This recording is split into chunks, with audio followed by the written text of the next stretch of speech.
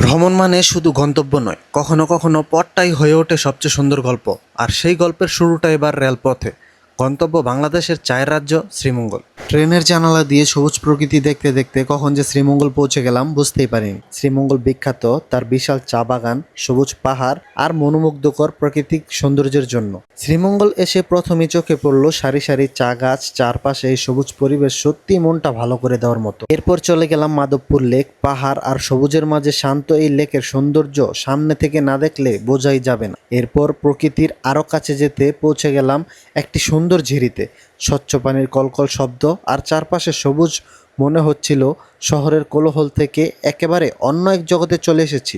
আর শ্রীমঙ্গলে এসে 7 রঙের চা না খেলে ভ্রমণটাই যেন অসম্পূর্ণ থেকে যায়। এক গ্লাসে 7টি রঙের চা শুধু দেখতে সুন্দর নয়, এর স্বাদও বেশ দারুণ। রেল ভ্রমণ থেকে শুরু করে চা বাগান, মাধবপুর লেক, ঝিরি, নির্মল সৌন্দর্য আর 7 রঙের চা, সব মিলিয়ে শ্রীমঙ্গলের ভ্রমণটা ছিল সত্যিই অসাধারণ।